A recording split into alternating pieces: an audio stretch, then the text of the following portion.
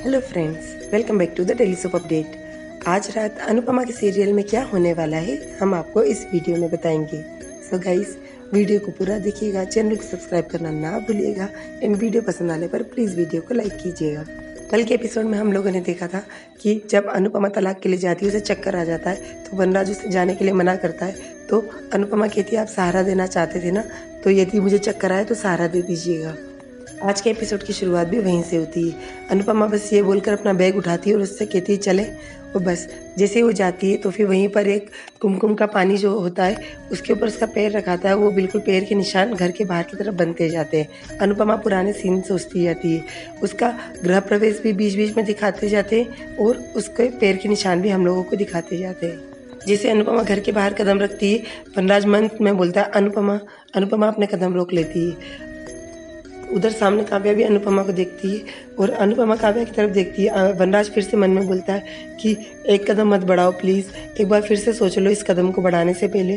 तो अनुपमा फिर से अपने कदम बढ़ाते हुए आगे निकल जाती है। वो दोनों गाड़ी में जाकर बैठते हैं और बा उन्हें दूरबीन से देखती है। जब तक वो दोनों आगे निकल जाते हैं, वो दोनों दिखना बंद हो जाते हैं, तो बा दूरबीन को फेंकते हुए बोलती है दूरबीन किसी काम का नहीं है जिसमें मेरे बच्चे ना दिखे। डॉली बा को समझाती है तो बा बोलती है मैंने ठाकुर जी से इतना बोला लेकिन इसके बाद भी उन्होंने इस रिश्ते को तोड़ने से नहीं बचाया, मुझे बहुत बुरा लग रहा है। उधर अनुपमा और वनराज दोनों रिसोर्ट से बाहर आते हैं।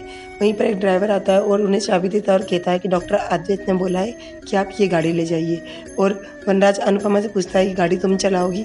अनुपमा कहती है जब शादी करके आई थी तो किराए की कार भी आप ही ने चलाई थी, तो जब इस रिश्ते को ख़त्म करने जा रहे हैं तो भी मैं चाहती हूँ कि गाड़ी आप ही चलाएं। और वनराज और अनुपमा जिस गाड़ी में बैठते हैं तो वहीं पर एक नोट लिखा होता है जिसमें ऑल द बेस्ट लिखा होता है। फिर वनराज गाड़ी स्टार्ट करता है और वो दोनों अपनी पुरानी बातें सोचते हुए चुपचाप गाड़ी में जाते हैं। उधर जब बा एक कोने में बैठी हुई रोती है तो बापूजी का वीडियो कॉल आता है। बा रिसीव करती है। बापूजी बोलते क्या वो लीला तू रो रही है? तो बा बोलती है मैं आपकी जैसी निर्मोही नहीं हूँ जो इस मौके पर भी रहूँ ना। तो बापूजी बोलते हैं तू ही तो हमेशा चाहती थी, अनुपमा को तो तेरी पसंद की थी ही नहीं, तो अब तो तुझे खुश होना चाहिए ना। देख लीला 25 साल से तू उसे ताने मारती है, तू हमेशा यही बात सुनाती है कि वो तेरे पसंद की नहीं है, तो अब तो सब तेरे मन का हो रहा है, फिर दिक्कत क्या है? तो बा बोलती है अब आप जानबूझकर ये सब बातें कह रहे हैं, आप जानते हैं कि अब मैं अनुपमा को बहुत पसंद करने लगी हूँ और अब वो मेरे दिल का टुकड़ा है। ये रिश्ता टूटते हुए मुझे बहुत तकलीफ हो रही है। इस रिश्ते के साथ साथ ऐसा लगता है कि मेरे पूरे घर की खुशियाँ बिखर जाएंगी। तो बापूजी बोलते हैं देख लीला सुख और दुख दोनों के दिन आते हैं, सुख के दिन तो निकल ही गए ना, ऐसे दुख के दिन भी निकल जाएंगे। एक जैसा वक्त किसी का नहीं होता है, तो हम कैसे एक जैसे वक्त को मुट्ठी में संभाल कर रख सकते हैं। और तू ध्यान रखना, ठाकुर जी पर विश्वास करना मत छोड़ना, उनके विश्वास की डोर को हमेशा हाथ में से कस के पकड़ के रखना, वो जरूर कुछ ना कुछ अच्छा ही करेंगे। बापूजी फोन रख देते हैं। बा अकेली में बैठी होती तो उसे सामने काव्या दिखती है और वो काव्या के पास जाती है। फिर उधर अनुपमा और वनराज को दिखाते हैं। अनुपमा के पास में वकील का फोन आता है तो वकील पूछते हैं आप कहाँ हैं? तो अनुपमा कहती है हम यहाँ से निकल गए हैं, लेकिन आप इस बात का ध्यान रखिएगा कि आज कोई देरी ना हो, आज तलाक हो ही जाए। तो वकील बोलता है हाँ आप चिंता मत कीजिए, बस आप टाइम से आ जाइएगा।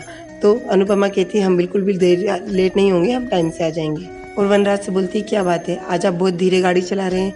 तो वनराज बोलता है कि और तुम्हें भी तो बहुत ज़्यादा जल्दी है। तो अनुपमा के उसकी बात को इग्नोर करते हुए बोलती है प्लीज़ गाड़ी थोड़ा सा तेज़ चलाइए ना। और वनराज गाड़ी की स्पीड को तेज़ करता है। फिर एक रास्ता आता है जिसमें अनुपमा कहती है आपको ये रास्ता याद है, यहीं से हमारा रिश्ता जुड़ा था, बापूजी चाहते थे श्री कृष्ण मंदिर के प्रांगण में हमारी शादी हो और हम इसी रास्ते से पहली बार साथ में गए थे। वनराज बोलता है रिश्ता जुड़ा नहीं था, वहाँ तो बुकिंग हुई नहीं थी। हाँ लेकिन ये बात सही है, शादी के बाद में हम लोग पहली बार ही इस रास्ते पर आए थे, वहीं पर हम पहली बार दर्शन करने गए थे। फिर वनराज बोलता है पर मुझे तो ये तो ध्यान ही नहीं था, तुम्हें ये सब चीज़ें अभी तक ध्यान है? तो अनुपमा कहती है उस दिन तोशो के साथ आपको ढूंढने आई थी, तब ये रास्ते को देखकर मुझे सब बातें याद आई थी। तो वनराज बोलता है तो तुमने पहले बताया क्यों नहीं? अनुपमा कहती है बस ऐसे ही नहीं बताया।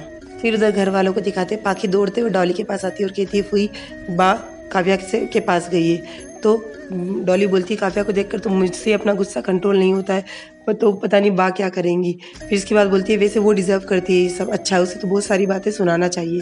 तो तोशु बोलता है अब इन सब बातों का क्या मतलब है फुई, अब तो कुछ तलाक तो होके ही रहेगा, रुक तो जाएगा नहीं, और वैसे भी आज नहीं कल काव्या इस परिवार की मेंबर बनेगी ही सही। तो क्या मतलब उसे ये सब बातें सुनाने से, कुछ सुधरेगा तो उससे कुछ भी नहीं। उधर बा को दिखाते, बा काव्या से बात करती है और बोलती है कि पहले तू ये बता कि इस तलाक के बाद में तू हमको अनुपमा से मिलने से रोकेगी तो नहीं, उसे हमारे घर पे आने से रोकेगी तो नहीं, हम लोगों को मिलने देगी ना। काव्या कहती है बा यदि आपकी नज़र से देखो तो मैं विलन जरूर हूँ, लेकिन मैंने सिर्फ अपने हिस्से की खुशियाँ मांगी है। मैं वी से प्यार करती हूँ, वी की लाइफ में अपनी जगह बनाना चाहती हूँ। इसके अलावा मैं किसी भी रिश्ते को नहीं तोड़ना चाहती हूँ। अनुपमा का रिश्ता सिर्फ वी से नहीं सभी से रिश्ता था और उसका सिर्फ एक रिश्ता टूटा है, बाकी रिश्ते नहीं टूटे हैं।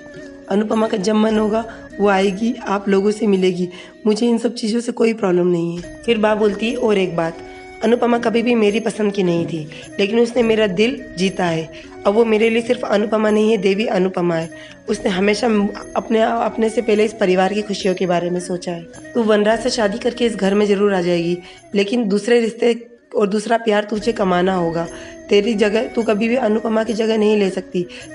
तुझे तेरी अलग जगह बनानी होगी, सबके दिल में और इस परिवार में। ये बोलकर बा वहाँ से चली जाती है और काव्या मन में सोचती कर लूँगी मैं। अब जो मैं फाइनली जो चाहती थी वो मुझे मिल रहा है, तो उस चीज़ से मैं पीछे नहीं हटूँगी, सब कुछ संभाल लूँगी मैं। फिर बा घर आती है, सब लोग देखते हैं तो बा बोलती है ऐसे क्या देख रहे हो, मैं कोई लड़ाई कर नहीं आई हूँ, मुझे उससे बात करनी थी और मैं उससे सिर्फ बात करके आई हूँ। उधर फिर से अनुपमा और वनराज को दिखाते हैं। जैसे वो लोग गाड़ी ड्राइव करते हैं तो अचानक एक बाइक वाला सामने आ जाता है और वनराज गाड़ी घुमाता है। गाड़ी स्पीड में होती है इसलिए वो ब्रेक लगा देता है और वो अनुपमा से पूछता है अनुपमा तुम ठीक हो। अनुपमा कहती है मैं ठीक हूँ, आप ठीक है। वनराज बोलता है हाँ मैं भी ठीक हूँ। फिर अनुपमा कहती है तो फिर चलिए। वनराज फिर से गाड़ी स्टार्ट करता है और अनुपमा से कहता है आज तो मेरी इच्छा थी कि ये एक्सीडेंट हो ही जाता तो सही होता। तो अनुपमा कहती है तो देखना जानबूझकर आप एक्सीडेंट बंद कर देना। तो वनराज बोलता मैं इतना बड़ा बेवकूफ़ भी नहीं हूँ। तो अनुपमा कहती है हाँ बड़े बेवकूफ़ नहीं है पर बेवकूफ़ तो है। तो वनराज बोलता है हाँ पर तुम तो जिद्दी हो, तुम्हारे जैसा नहीं, तुमको एक बात समझाया जा रहा हूँ लेकिन तुम अपनी जिद पे अड़ी हुई हो। तो अनुपमा कहती है आप गलत बात समझाएंगे तो फिर मैं अपनी जिद क्यों नहीं करूँगी। फिर वनराज कहता है मुझे तो लगता था कि तुम समझदार हो। तो अनुपमा कहती है हाँ तो इस जगह आपकी सोच सही है कि हाँ मैं समझदार हूँ, लेकिन आप तो बहुत बड़े अकड़ू हैं, आप बुद्धू हैं, बेवकूफ़ हैं, अकड़ू हैं, आप तो बहुत कुछ है। और वनराज गाड़ी रोक देता, अच्छा ये सब कुछ मैं हूँ और तुम जो मैं कब से तुमसे माफ़ी मांगे जा रहा हूँ तुम मुझे माफ़ी नहीं कर रही हो। तो अनुपमा कहती है अच्छा गलती भी आप करे और आप चाहो कि माफ़ मैं कर दूँ, ऐसा थोड़ी होगा। जब वो गाड़ी बीच सड़क पर खड़ी करके लड़ाई करते तो वहीं पर दो पुलिस वाले आते और आकर कहते ओ तोता मीना, माना कि ज़्यादा झगड़ा करने से प्यार बढ़ता है, पर ये झगड़ा तुम घर जाके करो ना, यहाँ पर क्यों कर रहे हो। वनराज और अनुपमा दोनों ही सॉरी बोलकर वहाँ से चले जाते। फिर दोनों को हंसी आती है और कहते कि शादी के इतने साल हो गए अभी तक किसी ने तोता मैना नहीं बोला, लेकिन अब हम दोनों तोता मैना। और दोनों जोर जोर से हंसते हैं। फिर अनुपमा कहती है हम भी अजीब ही है, हम तलाक लेने जा रहे हैं और यहाँ पर इस तरह से हंसते हंसते जा रहे हैं। तो वनराज कहता है चलो कम से कम अच्छी बात है, ऐसी स्थिति में भी हम लोगों को हंसने का एक मौका तो मिला। उधर काव्या को दिखाते, काव्या परेशान होती है तो नंदिनी उसके पास आती है, बोलती मासी कल से आपने कुछ नहीं खाया है, पानी भी नहीं पिया है, कम से कम पानी तो पी लीजिए। तो काव्या कहती है कि नहीं, जब तक तलाक नहीं हो जाता है तब तक मुझे शांति नहीं मिलेगी। तो नंदिनी कहती है अंकल आंटी गए हैं ना तो तलाक भी हो ही जाएगा। काव्या कहती नहीं, मुझे उन लोगों पर तो भरोसा है लेकिन अपनी किस्मत पे भरोसा नहीं है। जब तक तलाक के पेपर मुझे वी दिखा नहीं देता तब तक मुझे चैन नहीं मिलेगा। और ये बात जब वो बोलती है वहीं एपिसोड खत्म हो जाता है। मंडे के एपिसोड में हम लोगों को दिखाएंगे कि वनराज और अनुपमा दोनों कोर्ट पहुंचेंगे और समर घर के सभी लोगों के बीच में बैठकर बोलेगा कि 8:40 हो गए, अब तक तो मम्मी पापा कोर्ट पहुंच भी गए होंगे। उधर काव्या को भी फिक्र करते दिखाएंगे कि हे भगवान अब किसी भी तरह की प्रॉब्लम मत आने दीजिएगा, इस डिवोर्स में आसानी से डिवोर्स हो जाए। और वहीं पर उन लोगों को डिवोर्स पेपर साइन करने के लिए दिए जाएंगे। सो गाइस ये सब हमें मंडे के एपिसोड में दिखाएंगे। सो और आगे की अपडेट के लिए डेली सोप अपडेट से जुड़े रहिएगा। हम लोग फिर मिलेंगे नए एपिसोड में, तब तक के लिए take care and bye bye.